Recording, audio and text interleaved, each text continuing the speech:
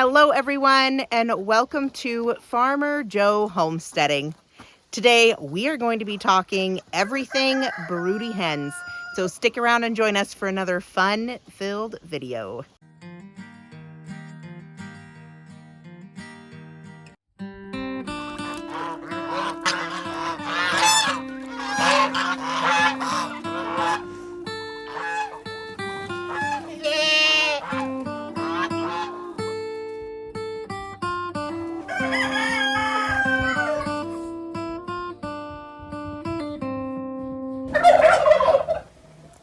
Here on the homestead, we raise many different heritage breeds. Heritage breeds are wonderful because they can reproduce naturally, meaning they can mate and hatch out their own eggs, which really can come in handy if you are off-grid or if you just don't have an incubator or the know-how to make your own eggs, or if you just want to avoid the hassle of incubating your own eggs.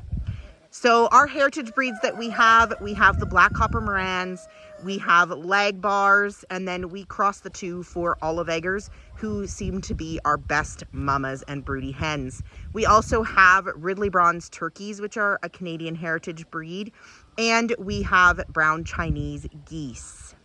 So we will start off by going over, how do you know that you have a broody hen? You know you have a broody hen when they are sitting on eggs all day and you rarely see them getting up for food and water. And when approached, they will get really aggressive.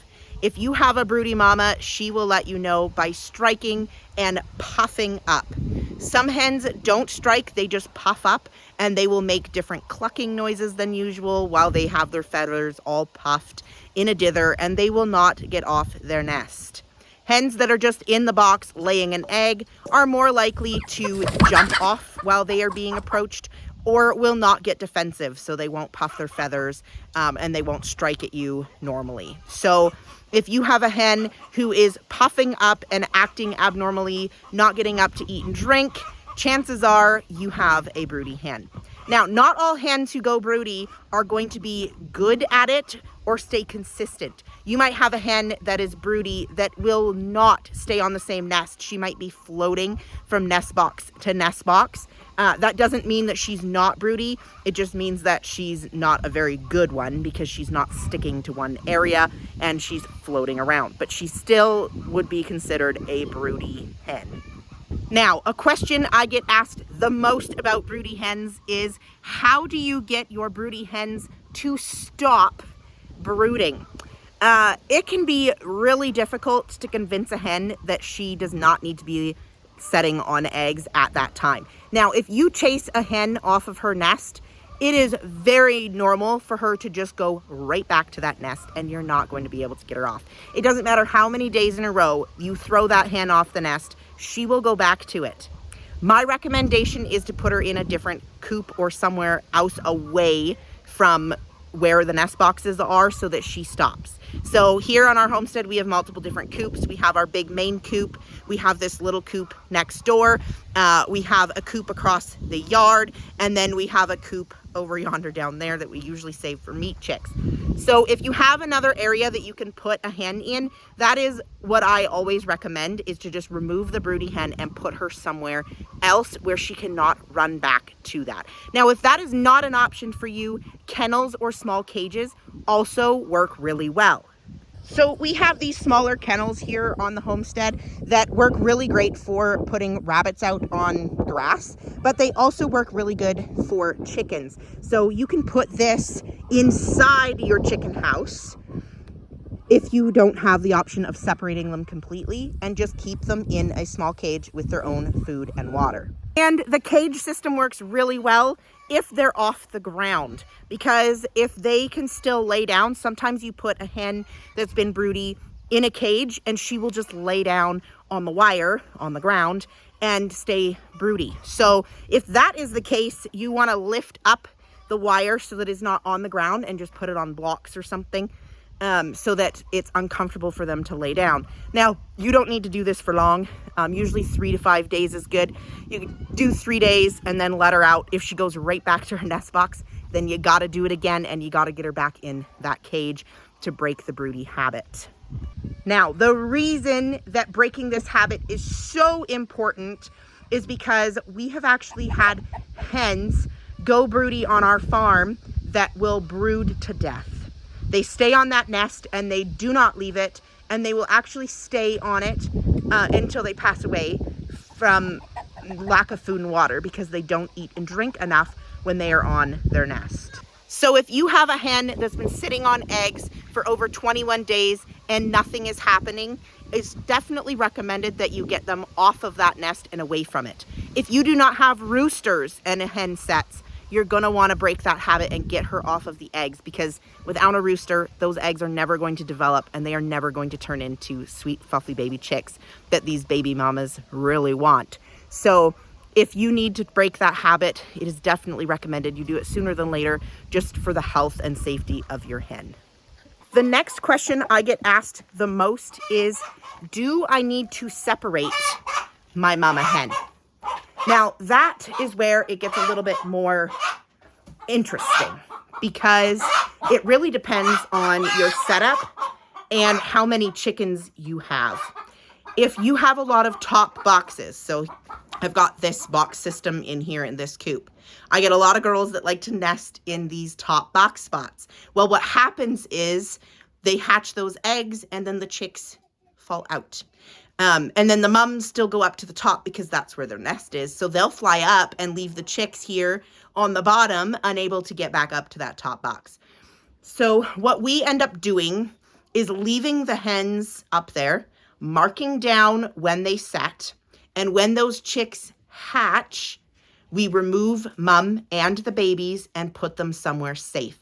The reason we do this is because if you just move that hen, say to like a bottom box like I have conveniently on the floor for my broodies, if you move that hen and try to convince her to set somewhere else, we find the success rate for that extremely low. Chances are they're just gonna go out and they will go back to that box regardless of if you have eggs in it or not. So you are better off to let them stay setting where they have set. Now, what do you do if you have a lot of chickens like we do and they all like to lay in that favorite box? We find a marker, mark all of the eggs that we want to be set, and then every day come out, pick up the hen, remove the eggs we don't want, and then leave her to set on her eggs. And eventually the eggs that we have marked that we set will hatch and turn into precious little babies, and the rest we just gather up, and those are what we have for breakfast. So all this same advice does apply to our turkeys as well. So we actually had a mama turkey have babies recently. She had them in our feed shed, which is great. But what happens is when those babies all hatch, she gets up and leaves the shed, and then the babies can't follow her out when she leaves. So then they don't have access to food and water other than the feed that's in the feed shed. So we let her hatch her babies. When we knew that they had hatched, we waited 24 to 48 hours after we first heard babies. And then we removed the mama hen, gathered up all the babies that we could find. Once we caught all the babies, then we moved them all over to a safe place into a coop together for her to raise her babies.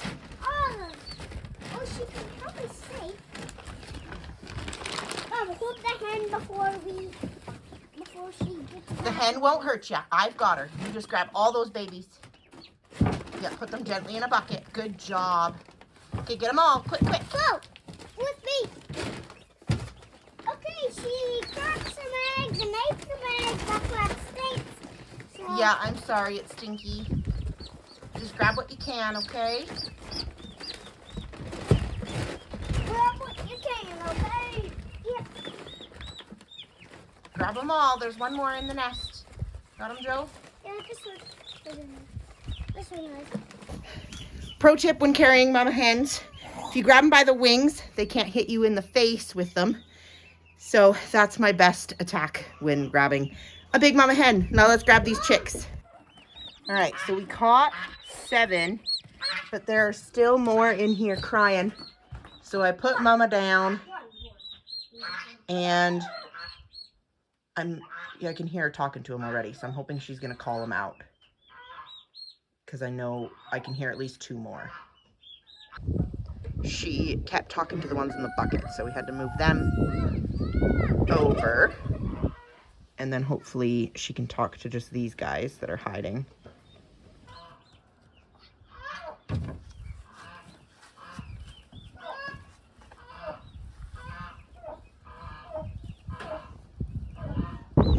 Well, there we go. We put her back in. That was totally worth our efforts because we got 5 more. So we got 7 the first round, put her back and got her and 5 more. So that was worth it for 12 baby turkeys. Yeah. If you're wondering where the remaining were, they were snuggled up here with Farmer Joe. So all the babies have been retrieved. We're dipping their beaks in this water as we collect them. And then I will release Mama. Mom, I always hold their head and then Mom, she was saying... Yeah, that's good. Mom, the trick was... There we go. She's already talking to him. They'll start coming. Over there. Yeah, it's finding Mom. She's talking. She's going to find a spot to bed down and she'll call them all to her. She's a smart mama.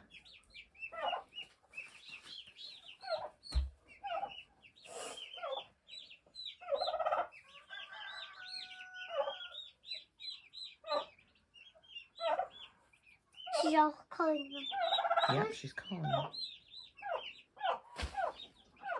He's over there. Poor guy. Go get him. Oh, some of them are following Farmer Joe. Good girl, Mama. Look at you.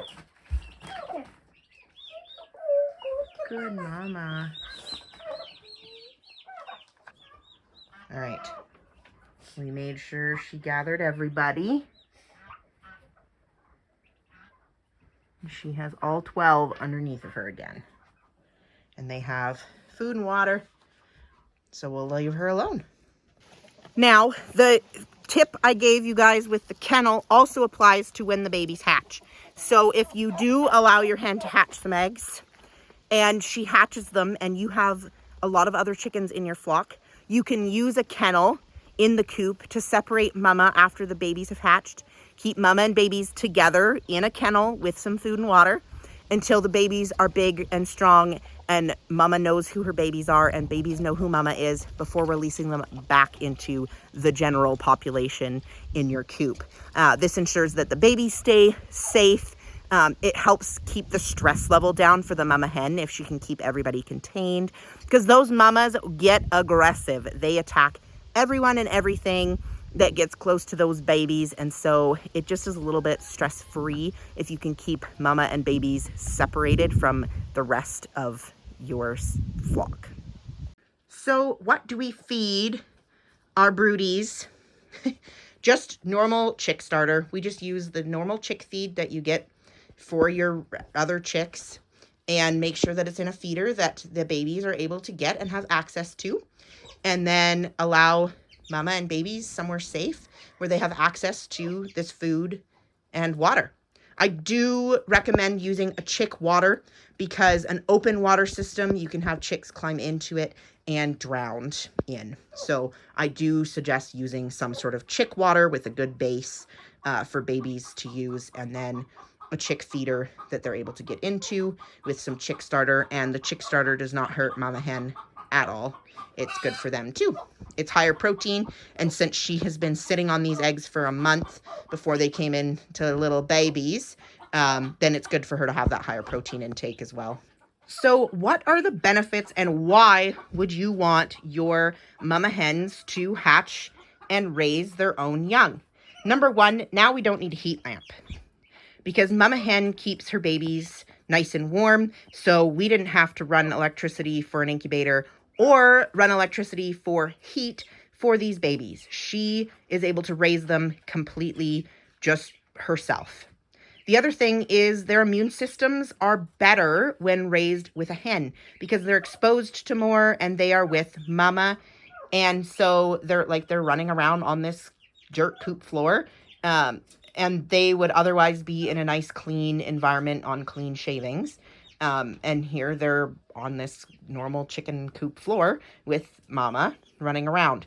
They also don't require heat as often. Like you can see, these guys are just little teeny fluffy ones. I mean, it is warm, it's summertime, but it's definitely not the 95 to 90 degrees that a brooder would be. And they are okay to run around and eat and drink. And when mama lays down and calls them in, then they all go huddle under mom for some warmth. But they seem to do better and are a lot tougher when raised by a mama hen. The other thing is you are more likely to have hens, babies that hatch, become better mothers as well because they were raised and hatched by a mama. Those maternal instincts stick, and they are more likely to grow up to be good mummies as well because they were hen hatched. So a hen hatched chick that grows up into a hen is more likely to be a good broody and is more likely to go broody because she herself was raised and hen hatched. So those are the reasons that we like to allow our hens to raise babies. It is super convenient, and then we don't have to worry about them. She takes care of them, and then we're more likely to have hens from this hatch that will grow up and be good moms for us next season and seasons to come. I also forgot to mention that they are just so darn cute. We love watching our mama hens get to become moms and take care of their babies. While doing some editing, I realized there was one thing I did miss with broody hens. So I get asked lots each year during hatching egg season if I have just a few eggs to spare for people to get to put under broody hens to help break their broodiness by giving them eggs. Now, this method does work. We have done this many times in the past too. If we have specific breeds that we want hatched by a hen, that we will give them eggs. Now, I find I prefer to put the egg out in front of them for them to roll underneath of them rather than just sticking the eggs under them. I find that they're more likely to take them if you put them in front and they roll them under themselves. It just is more of a natural instinct for them when they tuck the eggs underneath of them. The other option to break a broody hen is giving her chicks. We also get asked many times if we have 2 or 3 chicks to give to somebody for them to put under their broody hen. Now, we don't do this very often, mostly because the success rate is lower when you're giving a broody hen just a couple of chicks. I definitely recommend you do it at night, going in at night in the dark and slipping new fresh chicks underneath the hens. You definitely don't want chicks more than 2 days old, as this will confuse the hen and the chicks because they've likely already been in a brooder system. So nice new chicks underneath a hen at night, you'll have a better success rate. But make sure when you do this that you are prepared to raise these chicks yourselves if things do not go to plan. You want to make sure you have some sort of brooder system for the chicks that you have purchased for a broody hen if she decides she doesn't want them. All right, guys, that is it. That is all that I have for this video today. If you have any questions about broody hens that I maybe didn't cover in this video, leave them down below. We would be so happy to help you out with your brooding adventures. But for now, that's all we have. Make sure you hit that subscribe button. We would love to have you back, and we love to share all of our farming knowledge with the rest of you so that hopefully you can learn from things and learn from our mistakes. Thank you all so much for watching, and we hope to see you guys next time. Thanks, Bits. Yeah, it's a beautiful little egg. Good job.